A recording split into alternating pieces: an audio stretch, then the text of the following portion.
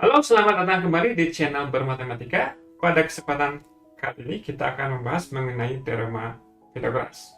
Teorema Pythagoras ini diatributkan kepada seorang matematikawan filsuf yang berasal dari Yunani yang hidup sekitar 570 sampai 500 tahun sebelum Masehi.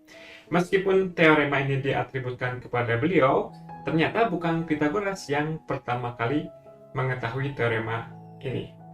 Melalui sejarah diketahui bahwa orang Babilonia kuno, yakni pada tahun sekitar 1900 sampai 1600 tahun sebelum Masehi, sudah mengetahui hasil dari teorema ini yang mereka tuliskan dalam bentuk tablet-tablet. Ya, tentunya bukan tablet-tablet seperti zaman kita sekarang ini ya.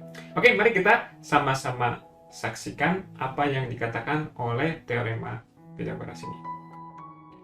Oke, jadi si teorema Pythagoras ini adalah sebuah teorema yang menghubungkan panjang dari sisi-sisi suatu segitiga siku-siku. Nah, kalau kita punya sebuah segitiga siku-siku semacam ini, ya, maka di antara sisi-sisinya itu ada sisi yang paling panjang. Sisi yang paling panjangnya ini sering kita sebut sebagai sisi miring atau kita sebut sebagai hipotenusa.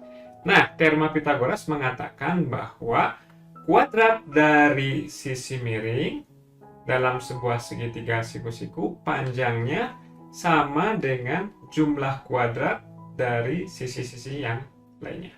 Ya, jadi kalau misalkan sisi miringnya kita nyatakan sebagai C, kemudian dua sisi yang lainnya kita nyatakan sebagai A dan B, maka menurut Pythagoras, kuadrat dari C sama dengan penjumlahan dari kuadrat A dan kuadrat dari B. Atau dengan kata lain, C kuadrat sama dengan A kuadrat ditambah dengan B kuadrat.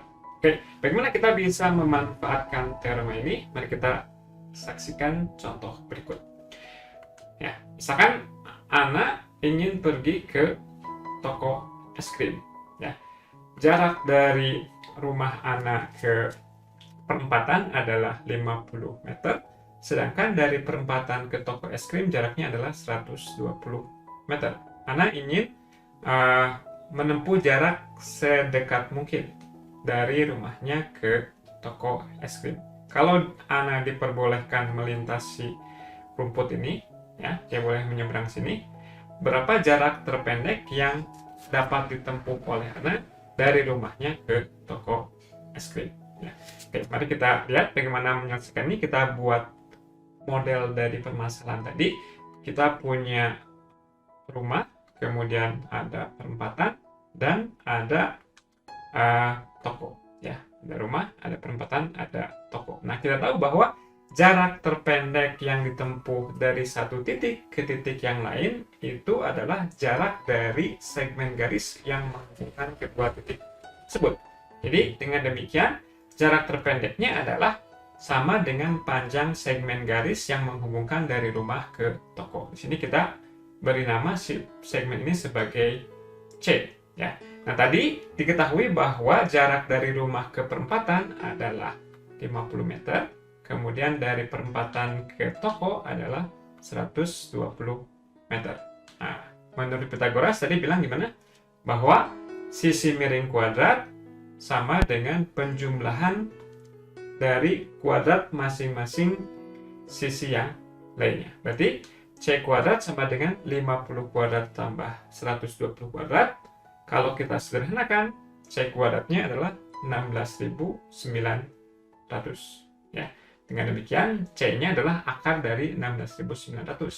Atau dengan kata lain, C-nya adalah 130 meter. Dengan demikian, jarak terpendek yang dapat ditempuh oleh Ana dari rumahnya ke toko es krim adalah 130 meter.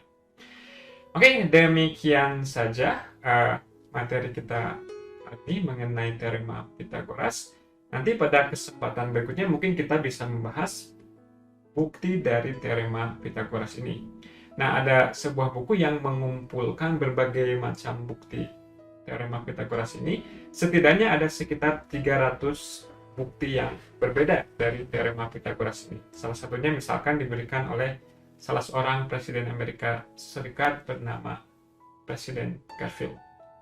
Oke, nah nanti kita akan bahas salah satu atau beberapa bukti dari teorema Pythagoras ini pada kesempatan berikutnya. Oke, demikian saja perjumpaan kita kali ini. Terima kasih atas perhatiannya. Tetap selalu bermatematika. Salam.